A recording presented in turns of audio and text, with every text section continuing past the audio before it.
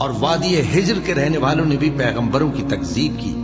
ہم نے ان کو اپنی نشانیاں دی اور وہ ان سے منہ پھیرتے رہے، اور وہ پہاڑوں کو تراش تراش کر گھر بناتے تھے کہ امن و اطمینان سے رہیں گے.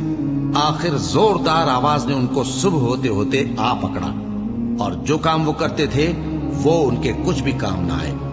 اور ہم نے آسمانوں اور زمین کو اور جو مخلوقات ان میں ہے سب کو تدبیر کے ساتھ پیدا کیا ہے، اور قیامت تو ضرور آ کر رہے گی، تو تم ان لوگوں سے اچھی طرح سے درگزر کرو. کچھ شک نہیں کہ تمہارا پروردگار ہی سب کچھ پیدا کرنے والا ہے، جاننے والا ہے. اور ہم نے تم کو 7 آیتیں جو نماز میں دہرا کر پڑھی جاتی ہیں، یعنی سورہ الحمد اور عظمت والا کلام عطا فرمایا ہے. ہم نے کفار کی کئی جماعتوں کو جن کو فوائد دنیاوی سے نوازا ہے، تم ان کی طرف رغبت سے آنکھ اٹھا کر نہ دیکھنا اور نہ ان کے حال پر رنج و غم کرنا، اور مومنوں کے ساتھ تواضع سے پیش آنا.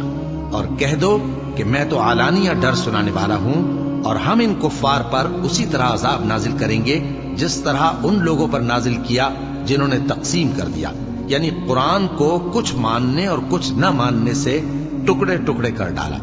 سو تمہارے پروردگار کی قسم ہم ان سے ضرور پرسش کریں گے ان کاموں کی جو وہ کرتے رہے.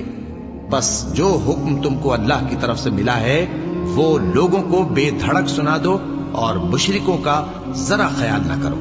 ہم تمہیں ان لوگوں کے شر سے بچانے کے لیے کافی ہیں جو تم سے ہنسی کرتے ہیں، جو اللہ کے ساتھ کوئی اور معبود قرار دیتے ہیں. سو ان قریب ان کو ان باتوں کا انجام معلوم ہو جائے گا.